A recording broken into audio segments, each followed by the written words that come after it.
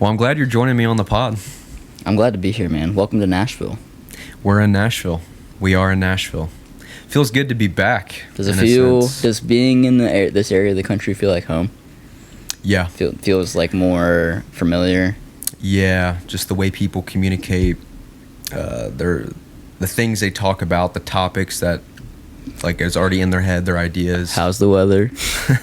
Hot. A lot of small talk here. The weather is hot. It's very humid. It's like 95 degrees, 93 degrees right now. That's what it is on the weather app, but it feels like 100. Yeah, I've been sweating since I got off the plane. I've been here for what, like 2 or 3 days already? So Acclimated. I'm acclimated.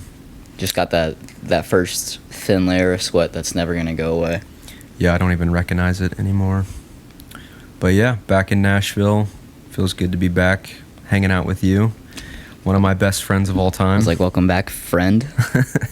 We are friends. Me and Corey, we have been friends for quite some time. Let's give the people a little bit of backstory. So me and Corey, gosh, do you remember how we first met? Yes. Yep. Middle school. 6th grade. Very into 6th grade. Justin Wilkie introduced me to you. One of my earliest friends, probably my third oldest friend. Shout out Silky. Yep. Justin and I met in kindergarten, and then you and I. Hometown. Yeah, Hometown friends. We went to middle school together, and then I think it was probably one of the last couple weeks of 6th grade. One of my classes, I cannot remember which class it was, went to the gym to kill time because we obviously just didn't have schoolwork to do. Yeah. And you, I think, were in a gym class with Justin, and you guys were playing basketball. And so I instantly went right to Justin, and I was like, let's play basketball. I think that's the first time that we ever met. That is, yeah. Yep. You had a saying back then that we probably won't say here. We'll keep that, explicit. But he was notorious for having some catchphrase in 6th grade, and it was Sometimes funny. I consider myself the funny guy, the class clown. Maybe not earlier or later on in my life, but earlier, elementary school, middle school. Yeah, my mom bought me a shirt that said class clown. I wore it with pride. Looking back, that's kind of a little conceited, but hey, I got the laughs. Let's go. Yeah, and then I remember in 7th grade we had Mr. Ferguson's class. Do you remember that? Mr. Ferguson, yeah. He almost had like a northern accent, or he was like an Italian almost. I don't even know. Yeah, now that you say that, at that time in my life, he was probably one of the few people that I knew that would spoke differently. Was very different than people around us. I remember he was a Colts fan. I remember he had like a Dwight Freeney thing. Cool guy, definitely probably that year one of my favorite teachers. Yeah, he was funny. He was very chill, kind of let you do whatever, as long as you did your stuff, were a good kid, he didn't really care what you did. Yeah, he would always be like, you just gotta do it. Gotta do it. We just gotta do it. Yep. He's like, I know you guys don't want to do this, but you gotta do it. We just gotta do it. And I was like, all right. Then we also had Mrs. Kappa's English class, which was not a fun class, but I think you and I we entertained ourselves enough. Yeah. So middle school, just kind of proximity, same friends. Same friends. We didn't play the same sports, but we both played sports. Mm-hmm. Obviously, during the summers and stuff, we'd play basketball. We would play sports together, just not officially. Yeah. I'm actually surprised that you played football in middle school. Me too. Because, I've always been small. I was, probably no taller than 5'3" at that time in my life, and I don't think you were much bigger than me. Yeah. And I was one of the smallest kids in the grade. Yeah. Yeah, you still are kind of short. You've grown, you kind of own it now, though. It's all right. It doesn't happen for everybody. You kind of got to find your own strengths. Yep. Okay, so we met in middle school. Do you remember, when we really started hanging out, you and I? When did we start actually, just hanging out, me and you? So did we create, we didn't create it, but did our friend group kind of come up with Shindig Crew? Was that freshman year of high school? Freshman year of the Shindig Crew. It was me, you, Corey, Alex, Caps, and Wilkie, obviously. Alex. You say Alex? Yeah. Yeah, small group of some good dudes that we're all still friends with all of them. Yeah. We called ourselves the Shindig Crew because Shindig means party. Yeah. And you go to Wilkie's house, not every weekend, but probably a lot of the weekends. Once every probably other weekend. And we would play Xbox, watch YouTube videos, drink Mountain Dew, be high schoolers. Ping pong. Tennis ball game. Stayed up way too late so many times. We would literally I don't even know how we did this because it's not like anything would happen if like Justin's parents caught us up, but like if we were up at like 4 a.m. we would be afraid that they would come down and be like, what are you guys doing still up? And we would like practice almost like a fire drill what it would be like if we heard somebody coming down the steps. And we'd all like gather our position. We got our positions. We knew we were sleeping and everything, and we just hop in. Yeah, dude, that's crazy to think back that far ago. I actually, and one of the things, my fondest memories was the prank that we put on Caps the first time he showed up. I will never forget. Do you remember? I do, vaguely. It was one of our, refresh my memory. Yeah, one of our friends' first time hanging out with us at Justin's house, and we were like, I do remember this. We were like, dude, you know what we do here though, right? Like when we all hang out, we're like, we'll show you. Like we'll get it set up. We put them in a closet. We pulled out some toys, we pulled out a plastic castle. Yeah, like action figures. We got them all set up. We all sat in this circle. Yeah, we were like, all right, Caps, come on. And then he comes out, and I don't even remember his reaction. I think it was just like. Yeah. Like, I feel like he knew that we were joking at first, but I think a small thought crossed in his mind. He's like, maybe what have I gotten myself into? Maybe these guys are serious. Maybe these guys are actually super weird. Yeah, we were all like in a circle, crisscross applesauce. I don't think we could keep the straight faces longer than like a couple seconds. Yeah. Good times. But good yeah, times. that was kind of the first time I felt like we had like a real crew. We would we had a Facebook page for like the 6 of us. Yeah, and we would coordinate colors to wear every once in a while. Like, all right, guys, tomorrow we're wearing purple. It was always purple. I don't remember. Well, everybody had a purple shirt. I remember I had like bought purple Jordans in one year, and I like made that I had bought like 3 purple shirts. I'm like, I'm wearing purple like at least once a week. Yep. And I think other people kind of bought the purple a little bit, and then we were like, what's the colors that we have? I think we did blue, purple. No, maybe we did red once. We were color coordinating. But then we'd stand like at lunchtime. We'd stand around the lockers. Yeah. And we'd all wear the same color. People probably they walked around. And they definitely made some comments like, "What are you guys doing?" Look like a gang. We're all wearing purple and blue, red. Shindig crew. Don't cross us. Get with it. Wow, long time ago. Okay, so high school friends. Then we went to college. Let's fast forward. I think that's gonna be the meat of the friendship. Yeah, we moved. We moved away to college, like 3 hours to Western. Yeah, definitely. What made you like love Western? Because I remember when we first visited, we visited with you, me, and like Alex, and I think Alex was originally gonna go there. Yeah. Or he was like flirting with you. He's like, oh, this place is cool. Yeah, we went on that tour together. We went. I think we like took a day off school to go do it. Yeah. It was like a day trip kind of thing. I like the idea of kind of leaving hometown area. I definitely envision my like college experience being a whole change of scenery, new relationships. Kind of wanted to get out of mom and dad's house type thing. Yeah. For sure. Were you motivated to leave Northern Kentucky, or did you just want to go somewhere else? I think it was more just the adventure of going somewhere else. You know, I wasn't having a bad time in NKY, but yeah, I was just like, I always envisioned going somewhere new. And Western was like perfect. It wasn't across the country. It was like 3 hours. Yeah, Western checked a lot of boxes because I know we visited Eastern Kentucky, and man, like it was probably within like the first 20 minutes that we were like this just something about it. Just the vibes were. They had a lot of construction going on, so I give them that. But also like the town of Richmond wasn't my favorite. Seemed kind of run down. Seemed like people there were a little dull, a little gloomy. Yeah. We're probably generalizing to the whole thing. But we were also, 17. Right. What did we know? Who the heck? Yeah. Yep. But I remember my sister, because she moved like an hour away. She was like, the thing she told me, she's like, listen, you should move away. Just experience what it's like to move away. And that like stuck with me. And I toured UC I was a UC fan growing up. I really would have liked to go there. Literally the only drawback was that if I went there, I felt like I was going to live at home.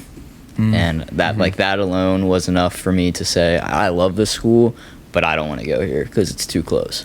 Yeah. And Western was, I mean, it was probably a little further than maybe I would have liked, but that might have been a better thing in the end. Right. It's 3 hours. That's not close at all.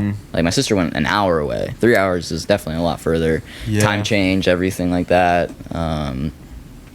Yeah, time change. That was cool. Campus was so pretty. Central Time's elite, best time zone for sure. But yeah, the campus was really pretty. I think that's really what sold me. Like I knew that I wanted to go to at least a bigger school. I didn't need to go to like a big state school, but went to D1 sports, pretty campus. Had like Pierce Ford Tower, huge tower, skyscraper. It was like so weird. Middle Kentucky got like this 30-story building. Right. And then you like walk. I mean, the hill was beautiful and everything. Yeah. Like, very green, lots of grass. Probably a little construction-y now. Not so much when we went there. I know they had some stuff, especially after our freshman year. They had the student union done.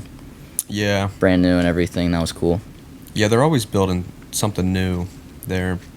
When you were going to Western, when did you know that you wanted to study finance? Like, how early on did you know that? Definitely not right away. When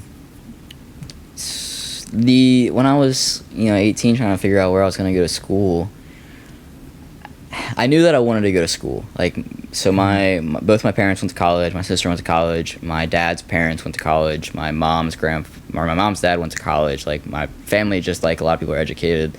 Seemed like the obvious choice to go. I explained to you that I didn't learn to be like handy anywhere. Like it was just like everyone just went to school, and so I'm like. And then my parents did express to me, they're like, you don't have to go to college if you don't want. Like, you can do what you want. We'll support you, but, like, you do what you want. And also, like, in high school, I would not have considered myself, like, the best student. I was good. Like, you had to work at it. I got like academic. I got A's and B's. I wasn't like a straight A student. But I felt like mainly in high school, like, I just didn't have to try. And I think you're probably the same. Like, yeah, for sure. You're just not challenged, so you're gonna kind of do what you got to do to get good grades, but not like I don't think either of us were motivated to just like go balls to the wall, get like A's, take AP classes, all that stuff. Yeah. We were like average students, like above average students. But we got good grades. But the one thing that I knew I was good at, and like I think we ended up being in a math class together, was I knew I was good at math. And I think my dad definitely steered me in the direction of like business. He's like, if you want to do something math related, like business is kind of a like very practical field. And I ended up I started as an economics major. And I didn't really know what that meant at the time. I remember actually going to a concert right before I went to college with my dad. We were at like a KISS concert. And he had a coworker there, and they were like, where are you going to school? What are you going to study and everything? And I literally said, I'm going to study economy. Economy. They're like, economy? I'm like, my dad said economics. I'm like, yeah, that's right, economics. So like, I was like, I didn't go in like knowing like, man, I want to do economics. Yeah, right. But I kind of was like steered towards that to my dad. I didn't like hate it. Like I thought it was a good idea. Like I did my thinking. Like, yeah, you're right. Like I don't want to do like just straight math. Business sounds appealing to me. And then I think I did like my first freshman year was like definitely economics, but obviously when you're a freshman you don't take like the necessary like upper level classes. I think it was sophomore year I had a really good opportunity to actually take like a 400 level econ class, environmental economics. It was a good class. Like I thought it was interesting. The guy that taught it was like a young UCLA grad, like smart guy, but man, it was intensive. Like the graphs, the numbers, all of that. Like it wasn't bad. Like I got an A in the class. It was challenging. I did well, but I was like, this is not what I want to do. Yeah. But I was like, I like business, but like this specifically, it's not it. And so I talked to my advisor. I can't remember if she steered me towards finance or I had it on my mind. But obviously, like the economics and finance classes, they're pretty similar. So switching at that time was like not a big deal. It was like you don't have to take any like extra classes. Like you're already on the track anyway. Right. And then I ended up taking some finance classes, and I gotta say, it was a great idea. Great switch. Don't regret it at all. Super practical field. Yeah, applicable. Yeah, and I learned like so much that I still use. Like I said earlier, that my favorite class was applied investments, and really the meat of it was like, you have money when you graduate college. What do you do with it? Mm-hmm. Like, how do you invest it? How do you manage it? Do you get insurance? Do you talk about how, all of the things? Like the professor was literally a financial planner, on his day job, very successful one, super smart guy. People hated him though. He was a very interesting professor. We had grades for getting outside your comfort zone activities. Oh, that's cool. He gave you a list of 30 things that you could do. You had to choose 2 of them. It was things like, go talk to give 3 people 3 strangers, give them a compliment throughout the day, and then you had to write about it. I love that idea. And it was obviously when you're 20, 21 years old and you're taking the class, people hate it. They hate that stuff. They're like, man, right. They don't see the value in it. Yeah, and I mean, I was I kind of got it, but at the same time, I'm like, I get what this guy's doing. I get there is value in this. It's why you go to college, to get out of your comfort zone. Also, would you rather do a 15-question accounting homework thing online, or would you rather give 3 people a compliment and go write about it? Right. It's really in the grand scheme of things, it wasn't a hard class. As long as you applied yourself a little bit, you were gonna be fine. And yeah, he was a very he wanted to make you an adult, essentially. He wanted to show you the adult world as much as he possibly could, and it really was a very memorable class. Literally what I do for my personal investments, how I manage my day-to-day money, was 70% of it was derived directly from that class. That's awesome. And our tests would literally be, they weren't multiple choice Scantron. It was, he would give you a prompt of a situation, you're a financial advisor, here's a situation for your client, what would you advise them to do? And a lot of them were very applicable to the people that were in the class. We're all finance majors, we're all probably gonna have some business job after college. The questions were prompted as you're a 25-year-old person, you're a 30-year-old person, you have a kid, here's your here's your payments and stuff, here's what you're making, this is when you want to retire, all of the realistic stuff, literally what probably 80% of the class is going to be in the next 5 to 10 years. And he's basically testing you on what he would tell his clients what you should do. And I mean, there's people today that they'd pay a financial advisor to tell them what to do, and it's oh, I already know. It might not really seem like that much, oh, if you pay somebody a percent of whatever, but really one thing you learn on finance is compound interest, that compounds and it adds up. And it's if it's a difference of $1.2 million versus $1 million, well, after 50 years, that's $200,000 where it could be a difference. You're just paying somebody to manage your money.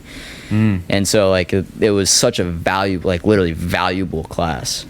Yeah. Well, it sounds so much more ground level and practical compared to economics. Or economy, as you would call it. Yeah. It just seems so high level. How does all this, economics information fit down into a day-to-day, how to act or what to do? So yeah, I think you made a good move, getting into finance, because it's just that more practical.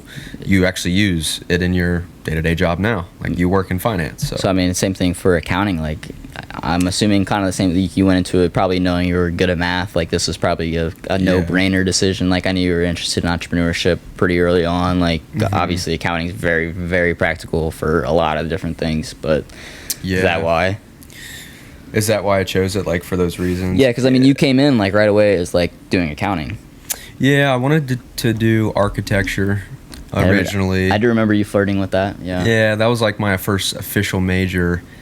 That I had pre-picked when we were still in high school, and then we did that senior exit project at SK where they want you to research your future field and get into all the details of how your career is going to pan out. And the more I looked into architecture, it was harder to be successful in that field. There'd be more schooling. You would have a longer period of getting to be the architect that's actually like in charge of designing. Like that's a long pathway. It's kind of the same for finance. They just don't tell you that much, and it's not that obvious. But I mean, like as you can see, like it's a lot of groundwork at first to get to where you think you should be. Yeah.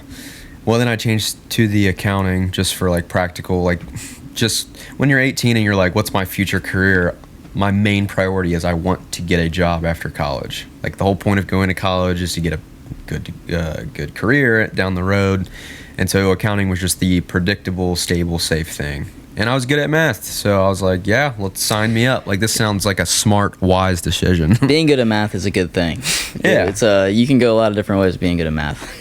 Yeah, it's just such a practical thing. It's logical reason, you know. So, but yeah, I started in the accounting and like similar things as you. Like the information was practical. It applied to business. It even helped me in my own like personal finance stuff. But I mean, you know all about it. You were my college roommate. But I reached that tipping point of like, I hate this. Like I can't see myself doing this. But you never hit that with finance. I mean, so it's kind of funny because I think in college, if people knew us, they probably would say that we're very similar. Mm-hmm. But I think because we know each other very well, that we are similar. Like I'm not denying that, but we do have a lot of differences. Like I think I'm very much like I'll chill back. I'm gonna wait, kind of like I'm gonna analyze the situation and take my time, make it like I don't need to be there. I'm good here, and I'll get there eventually. I think you're a lot more driven to get there quicker. I think it's a good way to summarize that. Yeah, there's definitely a difference. Yeah, you were reading that Millionaire Fastlane pretty early on in college. I remember you reading that. I read the book too because you were like, dude, this is a great Millionaire book. Fastlane. Yeah, and so I ended up reading it. I do remember a lot of stuff from it. I mean, I was interested in starting a company. And so accounting was like, okay, this is going to help me do this. But it was like kind of a catch-22. I don't know if that's the right phrase. But the more I learned about accounting, the more I was like, this is like confusing me more, actually. I think the schooling of it is kind of weird because accounting is like a lot of places, it's a pathway to get your CPA. Mm-hmm. But you can do so much more knowing that than just being a CPA. All I was learning was how to manage money that a company has earned, and I was really interested in learning how do I make this money. Yeah. I remember I actually asked my professor that, like, freshman or sophomore year. I like brought this up. I'm like, we're learning a lot about like managing the money, but is there any point in this, like when we learn like how to make the money? He was like, what are you talking about? Like, he didn't say it that direct, but it was like, oh, there's a difference here. Accounting's the conservative side, and I was interested in the like new ideas and innovation and creativity, and that's why I added the entrepreneurship major with that. Yeah, finance is it's kind of like almost in the middle. I guess entrepreneurship would be kind of the start of how do you make money, but finance is really good for obviously managing the money, but also I think one of the things that you've probably learned over the years, especially from your ventures, is like you need to raise capital, and that's like the other half of finance. That's like actually the interesting part of finance. Like kind of the selling part of it is you have to build relationships and be able to, convince somebody that whatever you're gonna do is gonna make money and then some. So that's why they should invest. And I mean, like there's a huge market, and the whole investment banking market is literally that. Like finding people to invest in the company, finding the cash to start the companies, because it takes money. Yeah. Well, communication's at the base of most jobs. And that's these core skills. I feel like. I think now that we're talking about that, I think that's probably what separates the people. Like, obviously, you and I probably both had people in our classes that there were tiers. You had the top. You had the people that were really good at what they did. You had people in the middle, and the people that just didn't care. Right. Or at least they seemed like they didn't care. But I really bet like kind of the motivating or the differentiating factor after you leave school is probably how good you were at like communicating. What do you do with everything that's in your head? How do you... Because, to get a job, you have to interview. And interviewing is all about communicating. Like, you have to convince somebody to hire you. It's selling yourself. You have to, like, everybody comes out of school with the same freaking credentials. Like, my friends that went to Florida State, went to wherever they went, like we all were finance majors. We took the same classes. We learned the same stuff. Right. And you have to find some way to make yourself different. And it's like, do you have any, like, you graduate, it's like, what skills do you have? Literally what got me the job, my current job, is I like sports.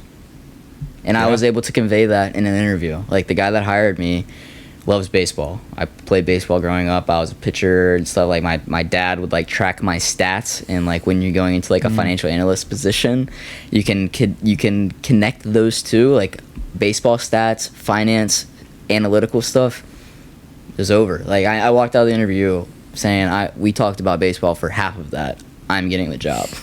Rapport, yeah. Like, it's just, like, kind of knowing how to sell yourself, knowing the interest of the other person and kind of selling yourself to that. Yeah, likability. Like, obviously you want to be knowledgeable, but it's like, but there's more stuff that matters than just knowing what you know. Yeah, no one cares if you're like, you got a 3.8 GPA. It's like, that's very low on what they're looking at when they're picking out a potential employer. So, but yeah, I mean, you're in finance now. You work in Nashville. Would you consider yourself a finance bro?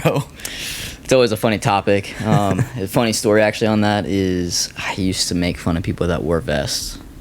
Because like puffy vests, like the Patagonia. That is the uniform of a finance bro. Is the vest. Archetypal finance bro. And I did not own a vest up until last year.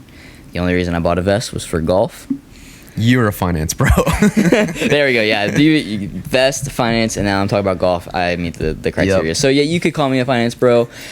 Again, golfing and doing the vest because you got like the arm movements and stuff. And literally right when I bought it, I wore it to work like the next week, and I'm like, I am who I sought to destroy. What have I become? What have I become? Yep. But I like to think that I'm a little more thoughtful. Yeah, more thoughtful than a finance pro. A little more, less rich. Yeah, I do the boring work, but I think outside of work, I'm very much not a finance bro. Yeah, I don't even know what a finance bro is. I just think of anyone that works in finance and is a bro. Yeah, pretty much. Yeah. Well, it's funny we're doing this podcast, but we've been hanging out for like the last 3 days. It'd be so crazy if I would have just shown up off the plane and then we started this, because then it's like so much catching up to do. But now we're like, okay, where are we gonna take this? Yeah, we pooled the other day and we burned a lot of subjects. Yeah, we ended up just talking for the first like 3 hours straight, which is kind of funny. So let's think about it from the audience perspective. They know that we have been friends for a long time. What was your favorite memory from the dorms? Let's talk about dorm life, because we were college dorm mates for 3 years.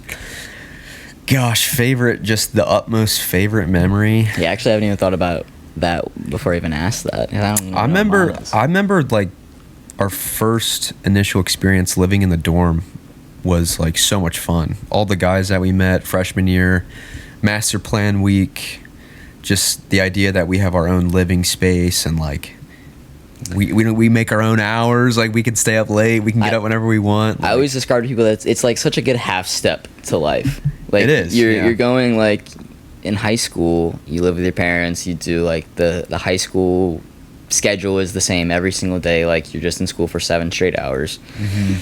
Your mom makes you dinner, you got practice at night. Like, it's just like the same schedule.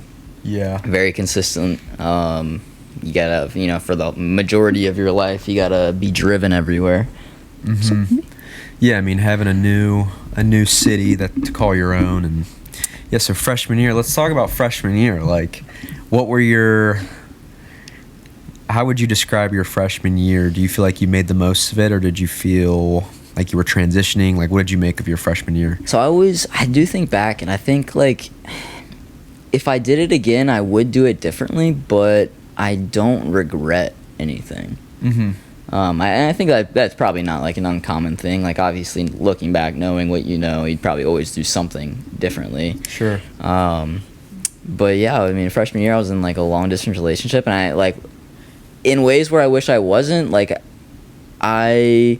what that made me do was, like, that made me go to the library so much instead of go party. Yeah, same. And I know that, like, and also one thing I wanted to say is freshman year that I was so glad that you and I had an accounting class together. Oh, yeah. Because accounting was hard. I mean, that class was hard.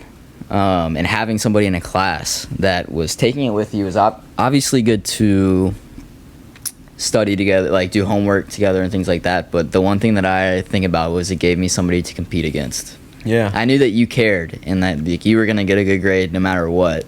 And I was okay with not getting as good as grade, but, like, I didn't want to just, like, get a C, D. Yeah. Like, I was like, I don't want to feel like the dumbass in the dorm. Like, Yeah. And so, like, you getting good grades, and I do remember you being very motivated to do well, and especially, like, that, I think that was, like, maybe the only class we ever took together. Yeah. But at least in that class, you were very motivated to get a good grade, especially because it was your major class. Yeah, I remember going to the library, like, a lot. I think once I saw you go to the library, like, because, man, the one thing I remember that stuck out the most the first semester of college was that I had no idea how to study. Yeah. Never done it before. Never had to do it. I took my first economics class, or my first test in economics class. Thought, like, I opened my notebook to basically, like, the notes I had taken for the first, like, 3 weeks of class. Just read over it. I did horrible on the test. Like, I was just like, something needs to change. Right. Saw you going to the library a lot. I'm like, maybe I should go to the library, figure out what the heck I'm doing. And yeah, so being in, like, the long distance relationship, like, made me kind of, like, not want to go out, made me go to the library, and I really, like, made good study habits. Like, I lived at the library in college. Like, I went there 3 or 4 times a week, like, almost daily. As part of, like, my daily schedule was to go to the library, get, like, an hour, 2 hours done on homework, do what I need to do. And I mean, Western had, like, such a great, like, library setup. Like, I think that was like, the campus was just so awesome, like, everything being accessible, having, like, the nice computers, nice, like, space, yes, something outside the dorm. I can never study in our dorms. Yeah, me neither. And so I think I really created the good study habits freshman year that stuck with me throughout the rest of college. Yeah, you have to, like, up your academia skills when you get to college. Like, you have to put a lot more time into it. And I think that's, like, what you were saying earlier with high school. It's like you don't really have to try at it. It's not that challenging. I was telling April the other day about, we took that math class senior year that was, like, essentially remedial math, and you and I were like, why are we in here? Yeah, it was like, we did not need to do that class, and we were bad influences on everybody else because we would play, like, our iPhone games the whole time, and we would, like, the teacher didn't care about us because we were fine, like, we were good at math, but, like, the other people in the class we would distract. Yeah, it was she like, didn't like us for that reason. Yeah, it was one of those classes you just have to take as a senior. Like, there's no point to it. That's, like, full senioritis kicking in that class. Yeah. Yes. Okay. So freshman year, we had fun. We studied. We went to Gads all the time. Shout out Gads. Great American Donuts. I always try to put a number on the dollars I spent there, but you would never know, because, I mean, the donuts are so cheap. Like, I could say that I spent $200, but that could literally be, 30 pounds of donuts. Oh, dude, I think I probably spent like $500 there. And you had to spend $5 to be able to use a credit card, and I never carry cash. And you get your donuts, your donut holes, and you get a milk. Donut holes. And then hopefully add up to $5, and if not, then you're covering your friend.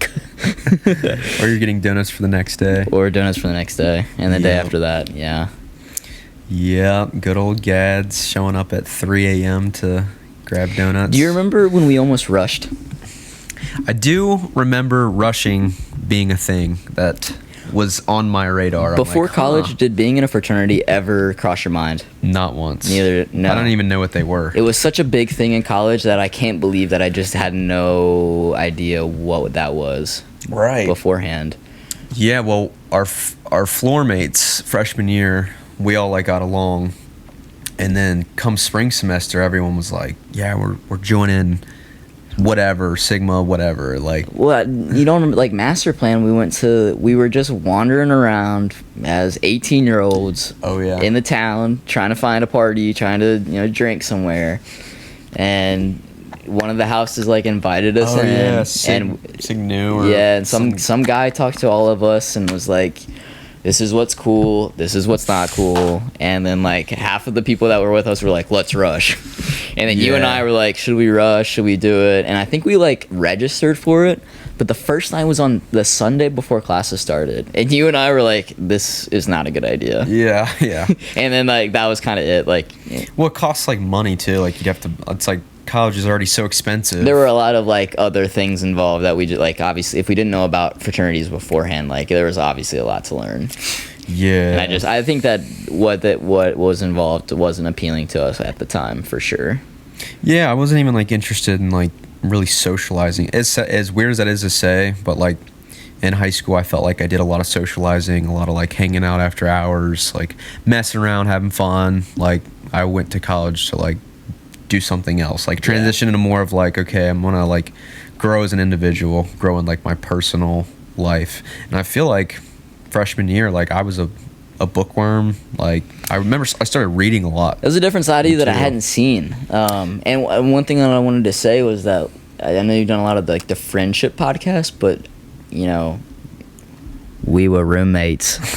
We lived together. Like we lived together Roommates. for 3 years. Yeah. Like and it wasn't just we lived in an apartment together. We bunked together In a small cell. We shared. We had terrible lighting. We never used the light. We had to get our own lamps. Yeah. We bunked our beds probably for I think like 95% of the time that we were there. Mm-hmm. We were sharing the same longitude for so long. Yeah. Yeah, it's probably crazy. Like we know each other so well. Like we just know each other's tendencies. Oh, I wanted to ask you this. What was something that I did throughout college that really annoyed you or pissed you off? And I've got something ready to go. Oh, great. So I think the thing that I think would bother most people, but was I think interesting and unique about us was that like people would get really upset if their friend didn't talk to them when they like come in a room. And I think that bothered me once, and that was the first time it happened.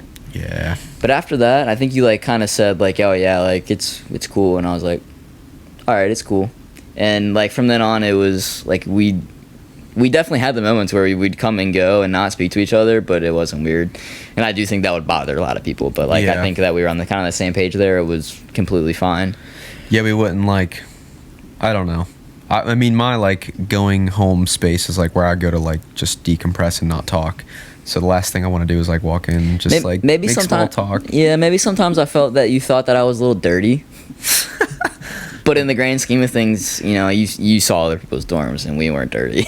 I wasn't dirty compared to other people. No, I was a little cluttered. You would have stuff in the fridge that would stink a lot. I do remember that. I definitely would have a cluttered desk, but that's because I never used it as a desk. It was kind of just a place to put things. Yeah, you had some stanky stuff in the fridge, I remember. What was it? What do you think it was? Milk? It was always like chicken. You were always like trying to cook and then you'd like have like something left. I don't remember that at all. Is that what bothered you the most? Well, freshman year, I just remember you had a class before I did, and you would get up before me, and I would be trying to sleep, and you would eat Pop-Tarts in the lawn chair every day. You know who makes fun of me for eating loudly? My girlfriend.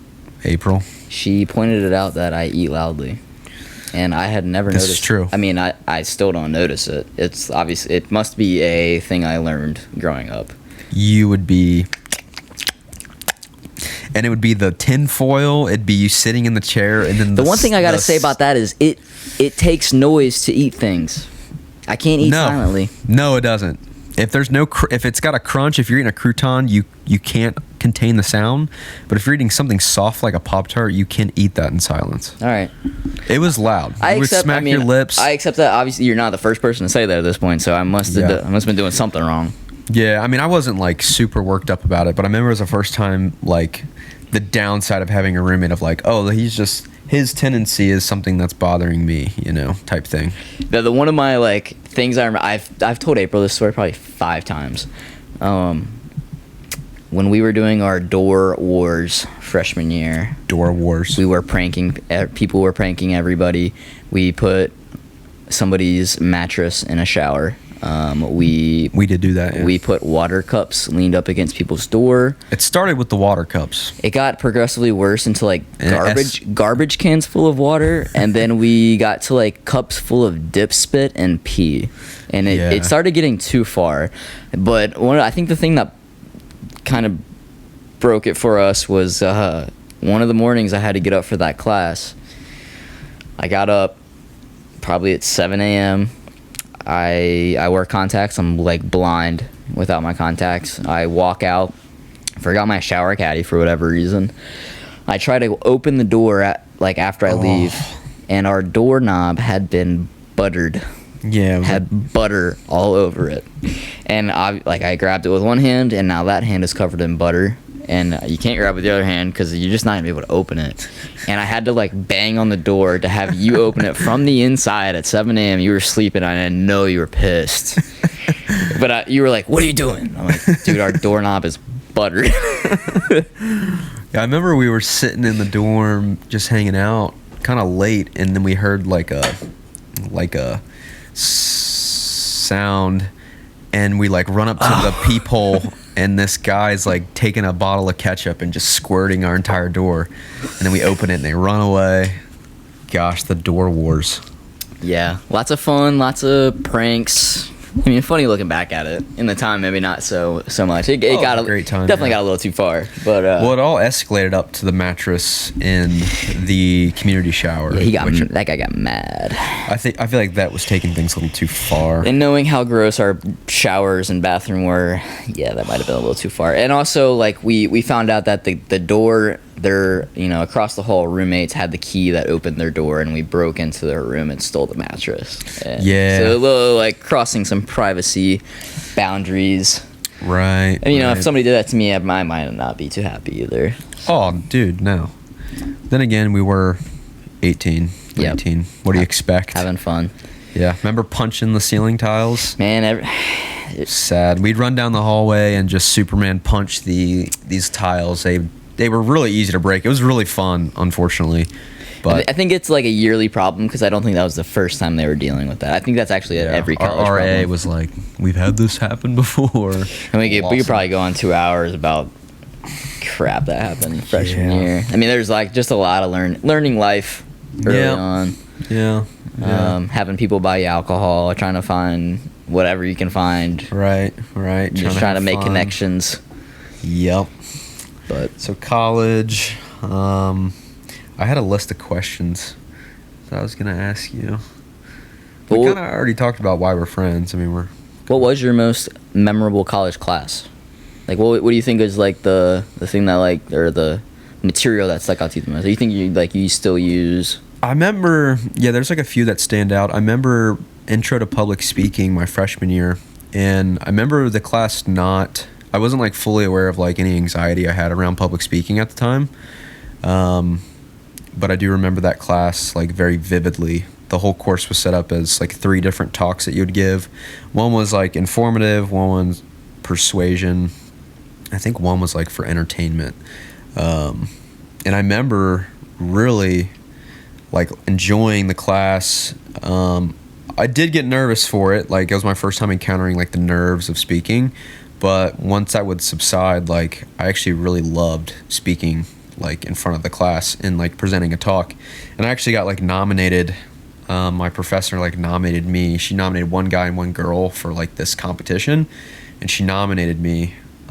But the competition was on November 1st, and I'm like, ooh, the night before is Halloween. Like I'm not gonna be able to do that. I thought that was like priority. But public speaking stood out. As far as like most impactful class material, I would say technology and business and society was a really cool class. It was kind of had a dystopian twist to it, like computer science focused. Yeah, it was a CS class, but it was all about like thinking through AI, thinking through, one of the whole AI class, back in 2018. Yeah, probably earlier than that. Yeah, the class was formatted as like debates where you'd pick a topic and 2 students would either be a proponent or against it, and they would present their side. And it was like some of the examples were like, how should we restrict drones? Like, do we have to worry about privacy with drones? Do we have to worry about, like with social media, should your employer be allowed to fire somebody for what's on their social media? So different topics like that was really cool. I think because it had the, we were taking the information and actually seeing how it would fit into everyday life, which is really what college should be about, like how does this actually apply? That was cool. And then my favorite professor that stood out to me, this guy named, it was my English class, English 200. His last name was Hall. It was in Cherry Hall. It's a night class. And he was just a super cool, like really brilliant guy, like just super smart, really insightful, just was presenting things that in a way that they had never been presented. He was very like unprofessional. Delivery is important. I think that's something that like you really get a good view of in college, maybe a little better in high school. Not to say you couldn't get it in high school. There's definitely like the teachers that care and do it in like a little different way. Something like like a little enthusiasm helps a lot. Yeah. I think that's like my applied investments class. That was a big thing, is that he so obviously cared about teaching people stuff. Yeah, he wasn't so worried about like the curriculum, as long as you like kind of learn something important, something that was going to stick with you. Yeah, that's kind of what I meant by unprofessional. Like he wasn't by the book. Like we're going to learn these things. He would challenge us to like think outside the box. Like he would fast forward and be like, you guys are going to be like graduated in 2 years. Like these are the issues and things you need to actually consider. And it was an English class, so it was like it could have been the most dry, like just boring thing, but he made it just what was in his head. He would just like impart that onto us throughout the class, and I really liked that class. Really stood out. But what about you? Did you have classes that changed? The applied investments one, just for like the pure sake of enjoyment, I had an astronomy class. Like I've prided myself on figuring out what classes would meet requirements for the ones you had to take.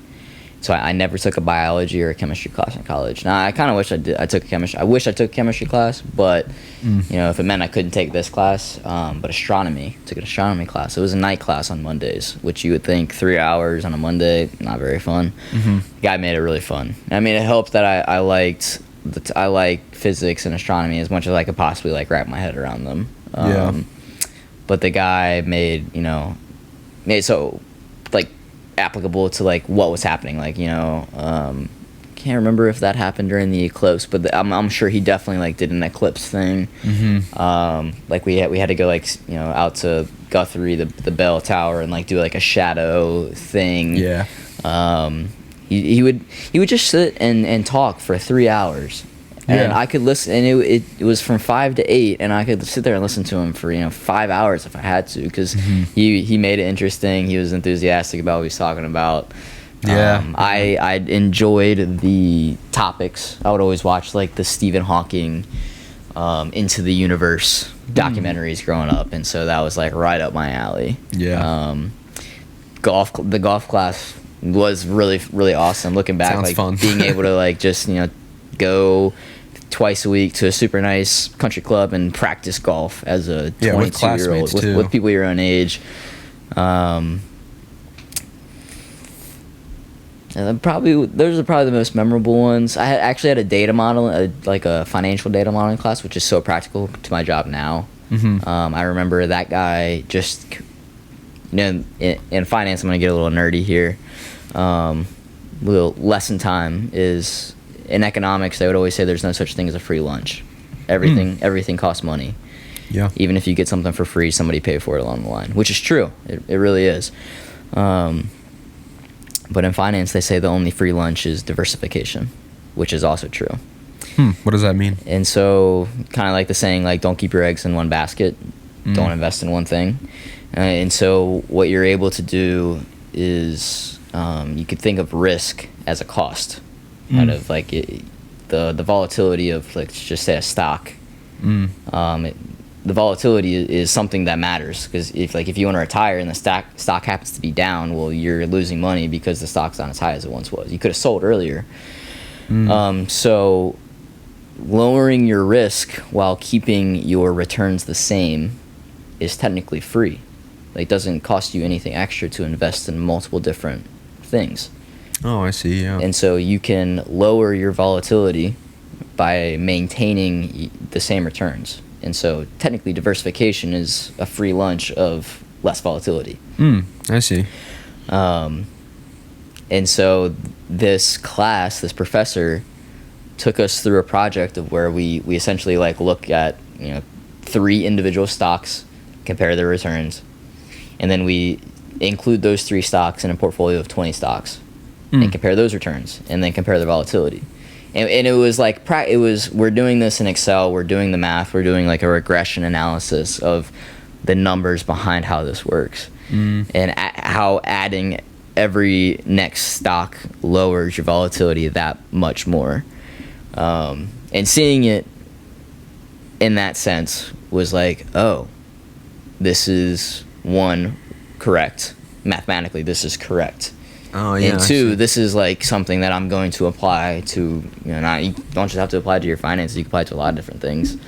But it was very hands-on, very practical. The guy that taught it obviously knew what the heck he was doing. He's a very smart guy, which I think is also another great thing about college in general, is you're just around a lot of people that are like they intelligent, and that's actually like, I might not love my day-to-day job right now, but I do feel like the people that I work with are super smart. Like they're some of the smartest people in the industry, and being able to interact with them day in and day out, like you do kind of catch the secondhand smoke from that. Like like you almost feel like, oh, like if I can talk with them and they respect me, then who wouldn't respect? Like, they kind of just rub off on you. Yeah. That's cool. So, in your like life now, like current day, is there anything? It could be work related, could be outside of work. Is there anything that like is new to you that you're like working on or like trying to grow in your life? See, I definitely I've kind of expressed to you that I've been trying to take up some hobbies, trying sewing, try my hand at sewing. Yeah, that's cool. I've always kind of thought of myself as like, I can be creative. Maybe not I can't be creative, but I can be artistic. But I might have a hard time with the creative side. Like, you can tell me what to draw, and I can draw it, and you'll probably think that's pretty good. But the initial idea of what should I draw is like just the daunting question. And so I've kind of thought like, the way I cut my own hair, think of that like kind of artistically, like sewing. I try to dress like a little different. Your tattoos a little bit, yeah. Obviously, like they're not me, but like I did think of all the ideas, and I like to think that they're not like the most basic things that everybody else has. Yeah, you care about like your aesthetic of your place, the clothes you wear. Like you have an art mindset, I would say. Like, and I do want to talk about this a little bit. Is golf is, it's a bro sport. You have fun or whatever, but golf is such an interesting sport in that. It's a good way to be so competitive with yourself. Like you don't need anybody else to play golf. Like you can play golf by yourself, and you're trying to beat your best score. And it's such a hard sport. Like I've been golfing 3 times a week for the past 2 years. I still suck. Like I something try. You can do for a lifetime. You do it for a lifetime, and it's like when you're doing it in the moment. Like golf is so frustrating too. You hit a bad shot, you're mad. But like it's also how do you deal with that?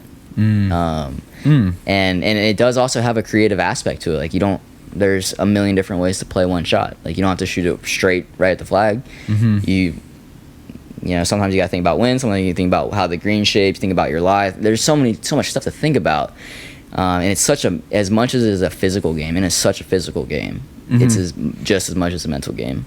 And not getting like frustrated every single shot, because it's a game of like missing. It's like you're never gonna hit a perfect shot. Where can you miss it the best?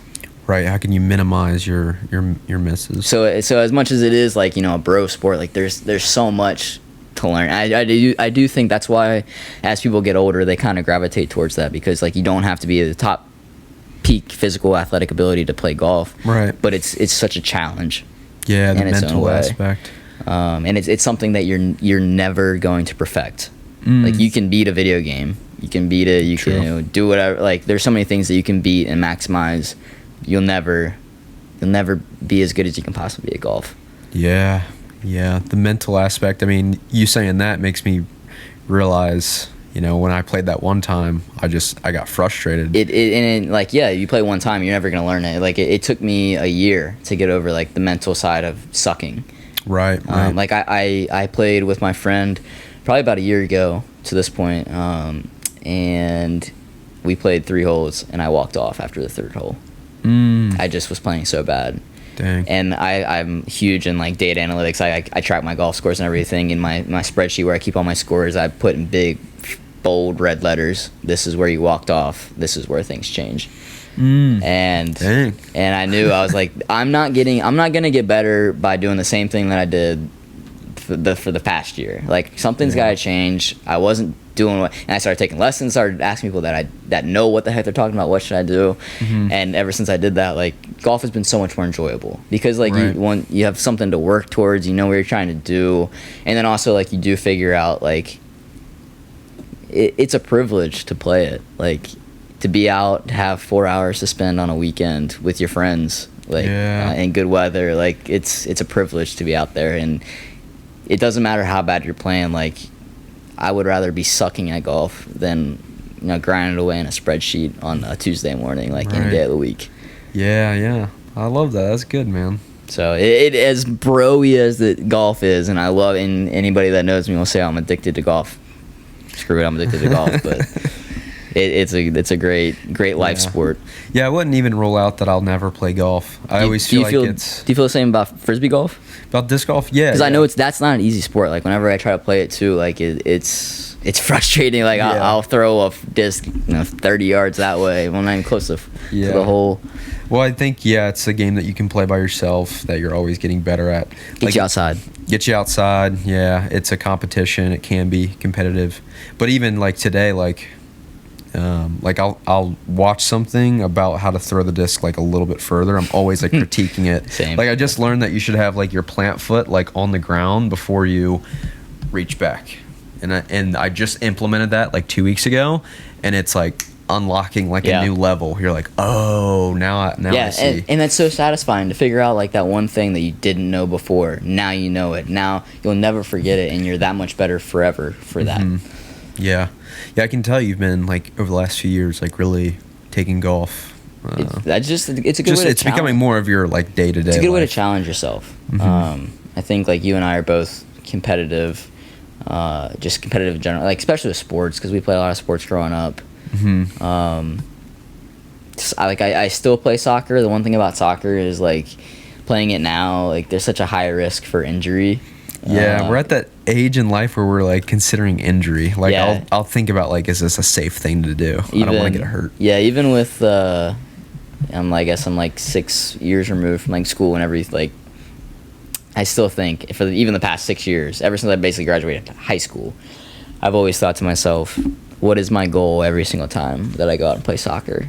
And like I don't care if I play hard, if I score, if I play well. But I tell people that my goal is to play the next week. Right. I don't want to get hurt. That is my number one goal. Yeah. That's another good thing about golf and disc golf is you're not as likely to get injured. You still got to take care of yourself. I mean, it's hard on your back. Like you don't want to go out and just not stretch at all, and then go play 18 or throw disc golf would hurt my back just as much as golf. Yeah. Love it. So your first podcast, what do you make of this? Like, what do you think? It's not too bad. I didn't think it'd be weird. I mean, we're good friends. We've known each other for a long time. I mean, even if we spoke for 20 straight hours before this, we'd still find stuff to talk about. It's just kind of how it goes. Isn't it fun how you just like getting like we've been doing this for over an hour already? I figured it was about at least over an hour. Yeah. Do you another pour of whiskey? Yeah, sure. You want to take a little intermission? Or just pour it up now? I don't. What do you want? We'll keep it rolling. All right. I actually wanted to make sure I didn't put the camera in 4K, because that's gonna be like a 30 gigabyte file.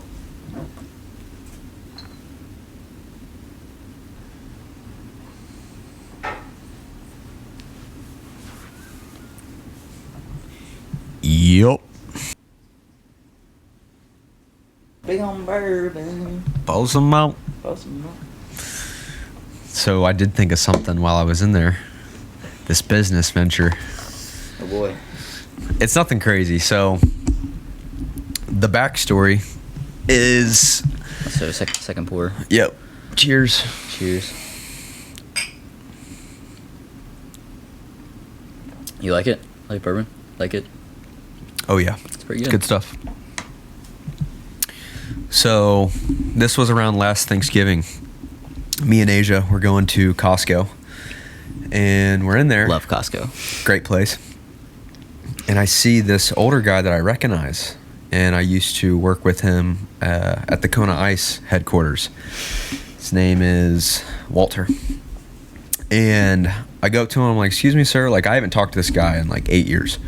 I'm like, excuse me, sir. Like, I know this is random. Did you used to work at Kona Ice by chance? And he goes, I did, yeah. And we like shook hands and we started catching up. And he tells me that Kona Ice is starting their own mobile coffee truck called Tom's Coffee. And I'm like, wow, interesting. So basically same franchise format as Kona Ice. The only difference is that it's more focused on wintertime sales.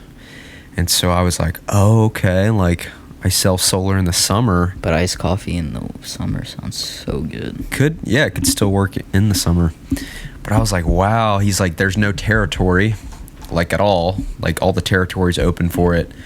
And yeah, so the idea would be starting a franchise for Tom's Coffee in Colorado. Tom's. The brand Tom's sounds familiar. That's not like a... So Tom is like the guy. He's one of the Lambs. He's Tony Lamb's father. His name's Tom.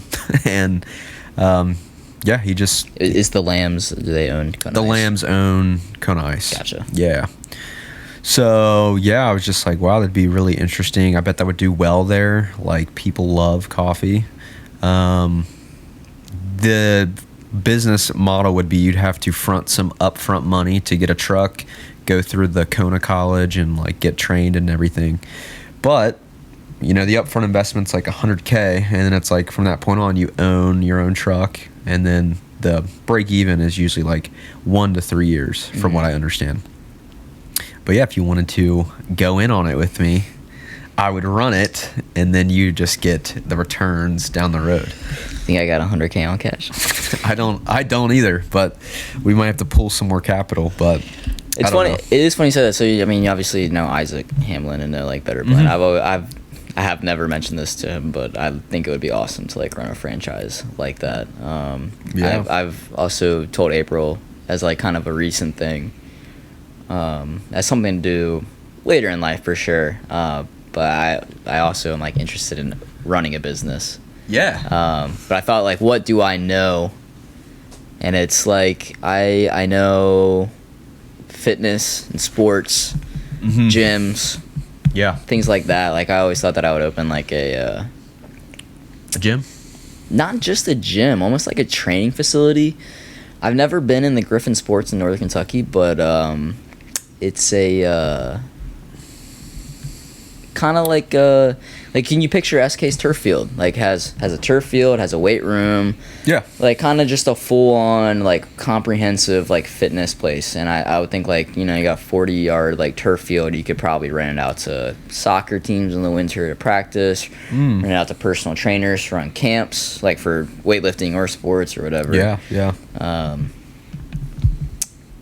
But yeah, also like franchising something like a restaurant, like especially health related. That's why I like kind of bring up Better Blend, because it's something like you're at least like passionate about. Right. And it seems, you know, like a viable business. Yeah, it's like a proven plan too. Yeah, and where like you have low overhead and probably pretty big margins. I would not imagine making a smoothie is an expensive thing. Right. I make smoothies daily in my kitchen.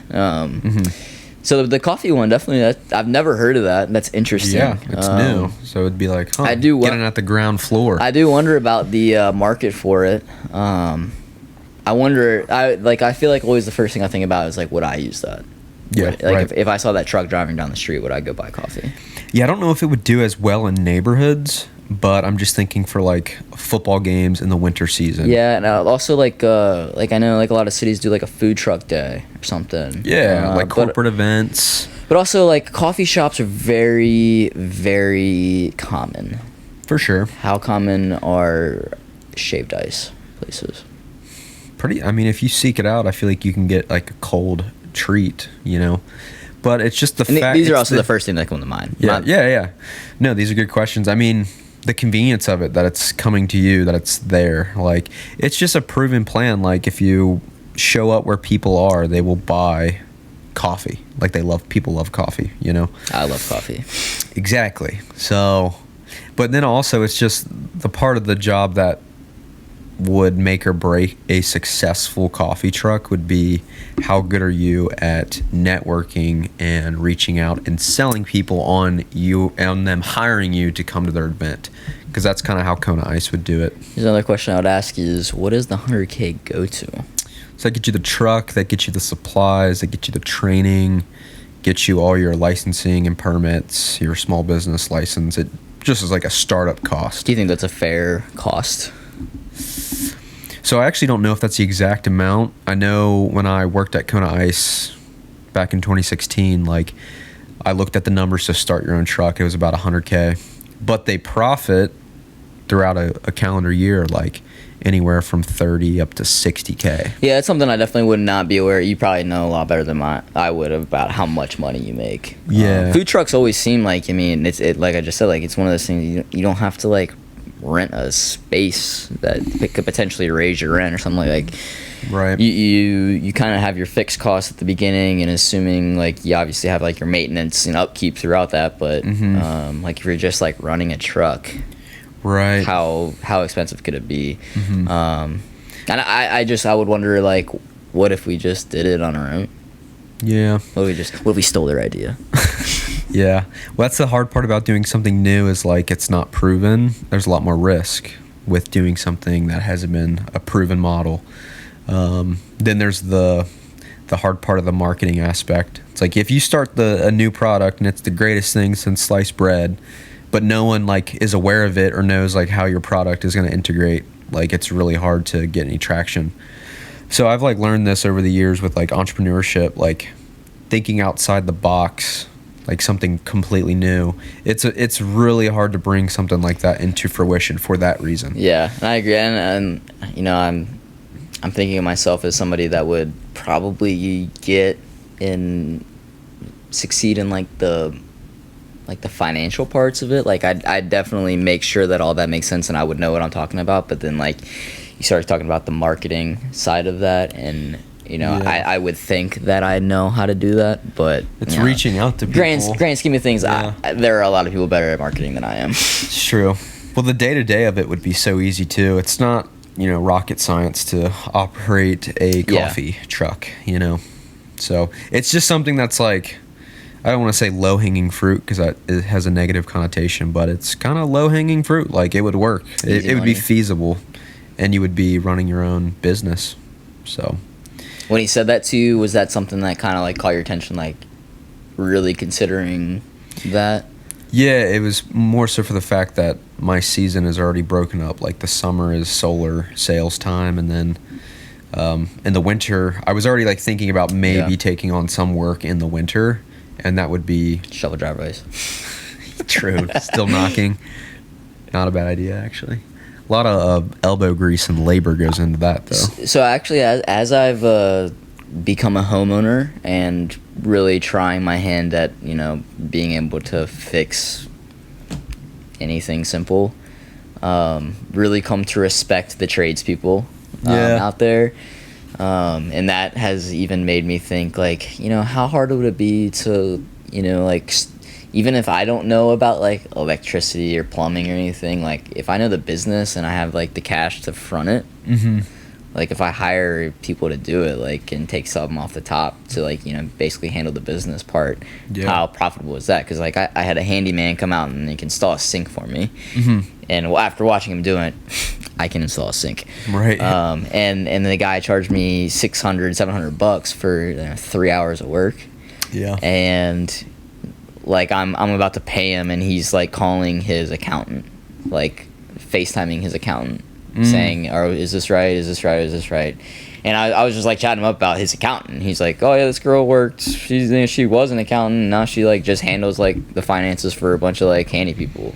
Yeah. And I'm like, how hard could that be? Like, really, how hard could that be? Like, that's my experience. Like, I know how to do that stuff. Yeah. If I could, like, you know, get the network in with the enough people to make it profitable, then that's a very easy business to run. Like, on your own time, from home. You're easy. not actually out there doing the labor. Yeah. But even stuff like, you know, like, what if I bought 3 lawnmowers and hired people to go cut go cut lawns for me?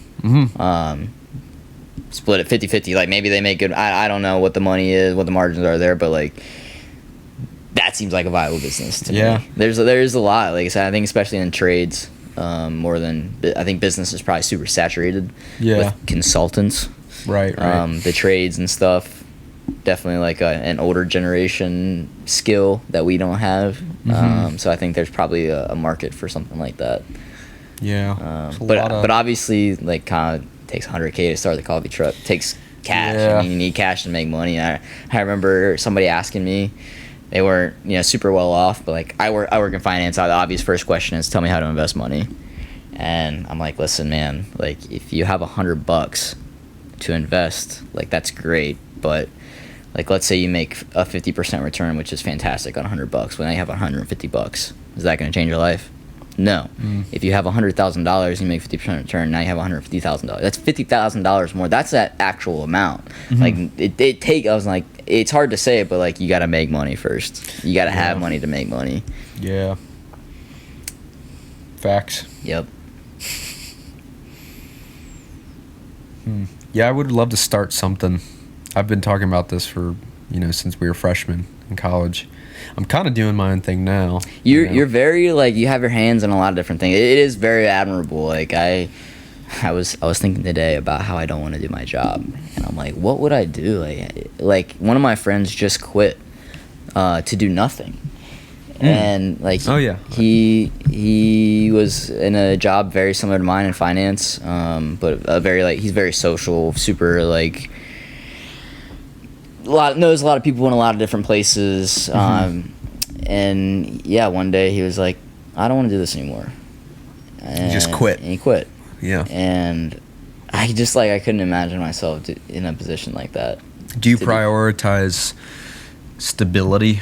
I do. That's probably why. Because deep down, I think a lot of my stress would come from instability. And so being stable, like, having the reliant stream of, like, a salary and everything is definitely, like, it's appealing. Like, I think especially early on in your life, like, look what it's gotten me. I've been able to buy a house. I'm feel like I'm pretty well off. Like, I'm healthy, have a decent amount of free time. Probably feeding all your investments. Yeah, like, everything's fine. But also, like, what you're giving up is, like, I could be really well off.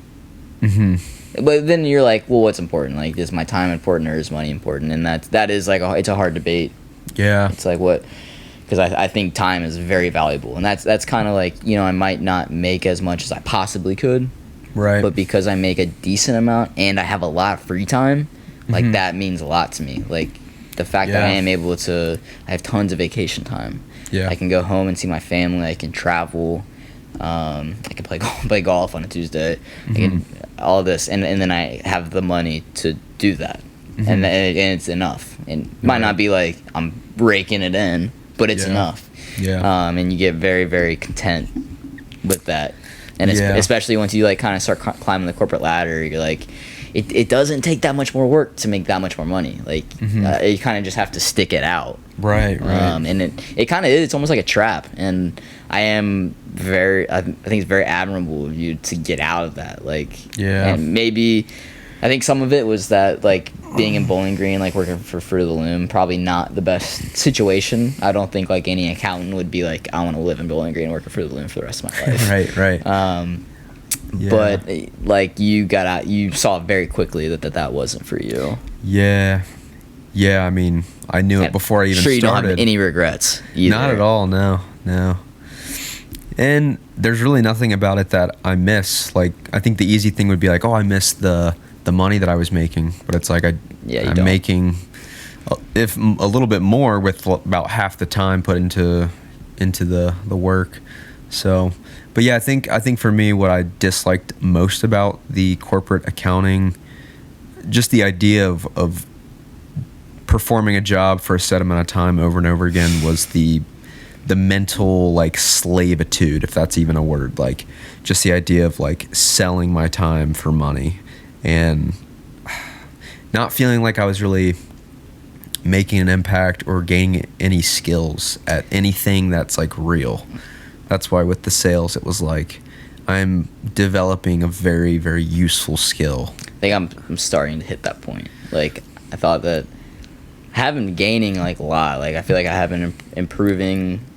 Like, I'm a lot smarter now than I was 5 years ago. Like, because of my job. Like, you're tested every day. And like I'd say the most important thing with my job is problem solving. Like, that's cool. Everything is a problem, and it's your job to solve it. Mm-hmm. And the cool thing about my job is I have a lot of freedom to go about things in the way that I want to. Obviously, there's like procedures and ways to find answers quickly. Do you feel like you can like problem solve and like think for yourself? Yeah, no, and I think that like bleeds over in a lot of other stuff. Like with my job, I feel like there's nothing that, like, everything takes time to learn, and I should probably do better with telling myself this, because I get frustrated about not knowing something right away. Mm-hmm. But I do feel like I could do anything as long as I'm like trained properly. Right. Yeah. Like if I wanted to learn, astrophysics, I could learn it if somebody was willing to take the time to teach me. Right. Or if I like really had the time to learn it. Like, I 100% believe that I could master it. Do you think you could sell door to door?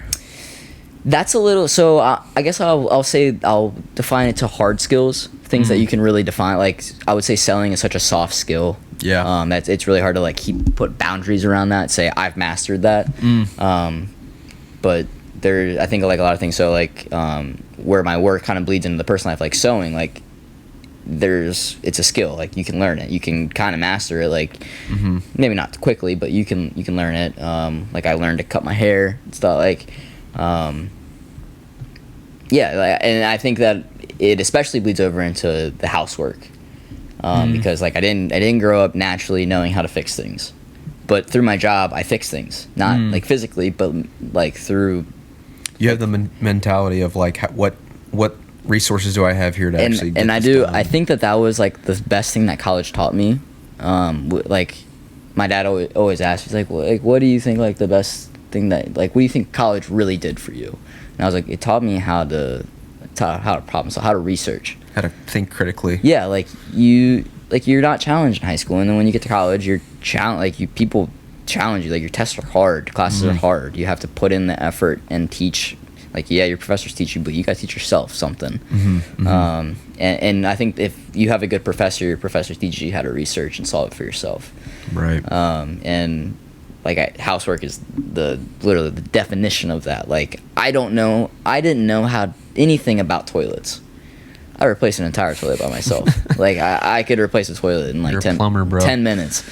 Like, it's not that hard, but it actually like takes the effort. Like, I did have to do 2-3 hours of research before I was able to get to that point. Like, I had to run into problems and think like, well, that's not like there. I didn't see that in the video that I watched. Like, I gotta find another video. Now I gotta like, what's this thing? How does this thing work? How does this thing play into how does it work for the toilet? Like, if I do this in like a incorrect way, is this gonna break everything? Or can I kind of like half-ass this thing just to get a toilet on and will still work? Like, there's like, you got to do a lot of research, and you gotta. It is. I mean, it's a weird skill. Like, it's something that you really kind of have to do and figure out on your own. And it feels so good to accomplish something. By your own will and your own thinking. Yeah. That's partly why the accounting stuff was so tough, because it was like, I'm not even thinking on my own. They're kind of just telling you what to do. I'm following a standardized process here. Like, is there any value? And that's why sales was so like fun, because it's like, it's that same mentality of how how can I figure this out? Yep. How can I problem solve? What skills can I understand, or what concepts about psychology or communication can I incorporate here to actually get the result that I'm going for? It's a very fulfilling thing to do that. Yeah. Yeah, I wish I was better at selling. I do. I do remember in college I tried to get kind of deep into psychology, because I don't want to like feel like I'm special, but I'm just always so curious on like why people think the way that they think. And I think like one of the things about finance and investing is everything is taught in such like a practical world, such a logical world. Like if you see this, you do this. This happens, you do this. Like this is how you avoid risk, and everything is based on like a logical investor. But the thing about humans is they're so illogical. They're so emotional. Like when things in a financial market go bad, what do people do? They sell because they're scared they don't want to lose more. But if you're a financial professional, what you learn in your class is you buy low and sell high. Well, if things are crashing, that's low. You buy. You do the thing that feels illogical. Yeah, it goes against your emotions. And I think that probably had a very big hit on the way that I think. And the way that I just don't understand why people think the way they do, because I think like I would never do something illogical. I mean, you know, that's like a little conceited and stuff. Sure, I would do stuff, but I think that like a lot of the decisions I make like are pretty well thought out. Like I wouldn't make like a rash decision, but dude, people make rash decisions all the time. Yeah. And I think that's probably why I wouldn't be good at selling, because like the minute something comes up and I like don't relate, I'm just like I can't relate.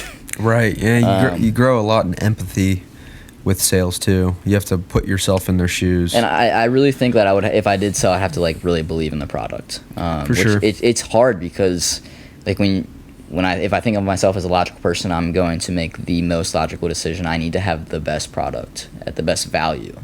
And I think that way about corporate jobs. Like if I'm going to do the job, I got to believe in like the work. Yeah, and for the most part, like, yeah, I think like my company does asset management. Like I fully believe in people investing their money, managing their money like smartly, and like my company does that. But the one thing that's becoming very, very evident is that everyone's going to like passive investments, because over the long term they're just as good, if not better, than like people managing your money actively, and they're way cheaper. And my company is like very, very in on like the hedge fund like active management, and I'm just like that's not like the best way. Yeah. And especially when I worked at a bank beforehand, like the bank where it was just like some regional big bank offered 0.0%. It was 0.01% on savings, and I'm like, how can I tell somebody to use this? Like this is not the best product. Right. I think with solar, at least, like when you did security systems, I was kind of like, I don't really know if I could do that. Like I don't know if that security system is the best way, but like solar is a product that is viable. Like you can easily convince somebody that you can save money, right? Because you can save money. But you do that with a home security system. I mean, people, what do they value? Security, feeling safe. Now it's kind of messed up that you have to almost illuminate why they might feel unsafe. Yeah. But it's. Yeah, I mean it's all adding value to a consumer. Is selling solar a lot easier? No, I wouldn't say easier. Really? I'd say they're about equal difficulty. I mean it's all the same. It's the difficulty of showing up to someone's presence unannounced and as a stranger, and how do you get them to? You're building trust. I mean that's really the whole sale, is building trust and then creating value and then closing.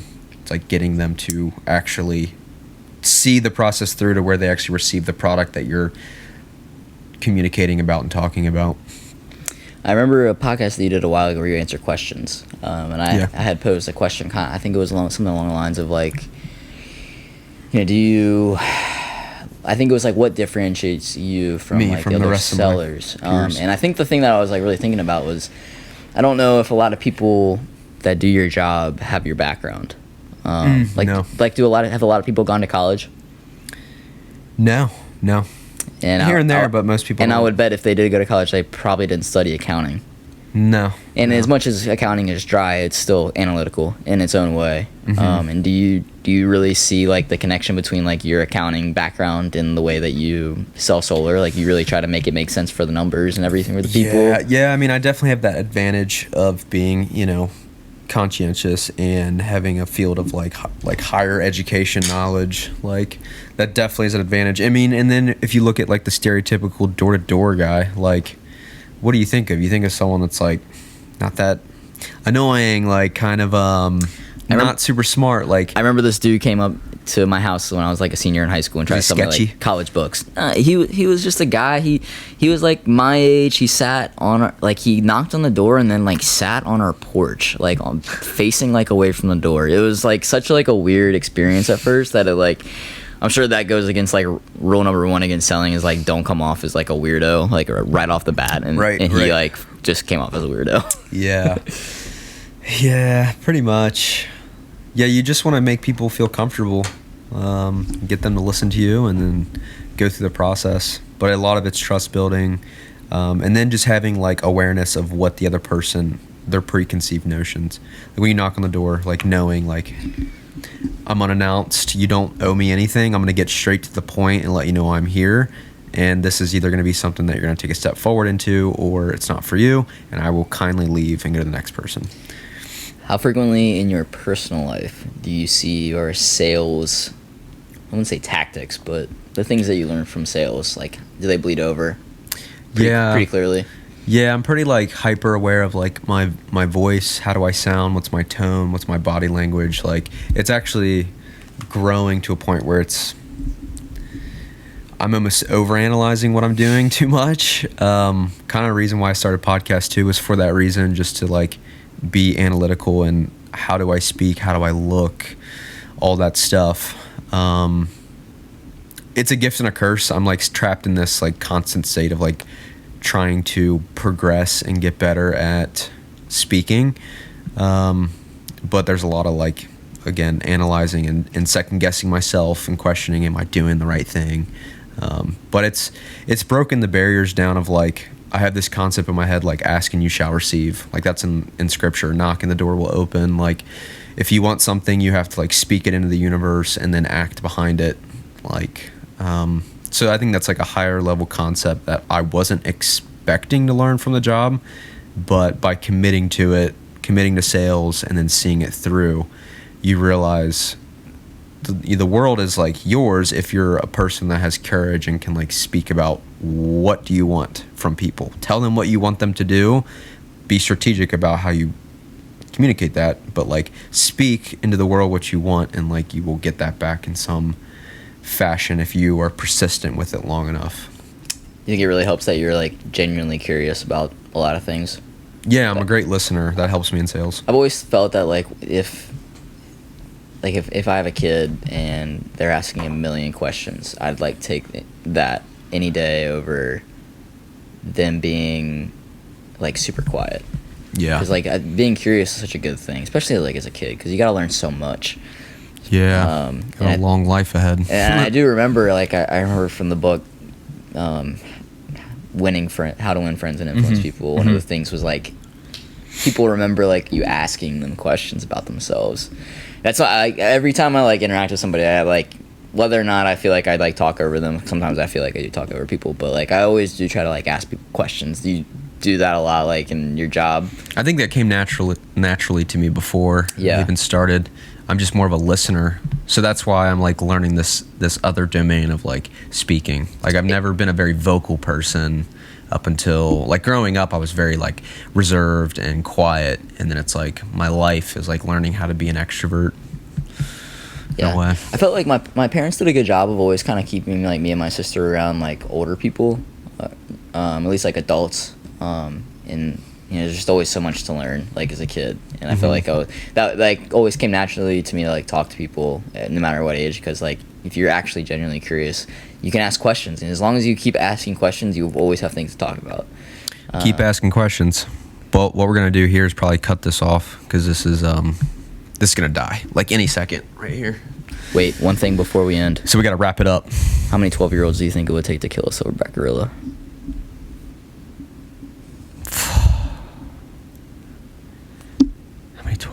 pounds. A lot. They don't know what they're doing. I would say at least 20, and they would need proper training. Maybe 20 is a little much. Maybe 10. How about Navy SEALs? How many Navy SEALs do you think it would take to kill a silverback gorilla? If one knows what they're doing, one. I would say one. Silverback gorillas are like 400, 500 pounds. With their bare hands, or are we talking like shotguns? No, bare hands. Oh, straight bare hands. Oh, man. Probably about... Okay, this changes things. Bare hands, at least a gang. Like, at least 6. At least 6. 6. 6 people to You kill heard it a here. silverback gorilla. Well, dude, thanks for joining me on the pod. This was fun. Dude, thanks for having me. You're one of the homies. It was, I love you. It's been way overdue. Yep. Catch you on the next one. Give me the keys.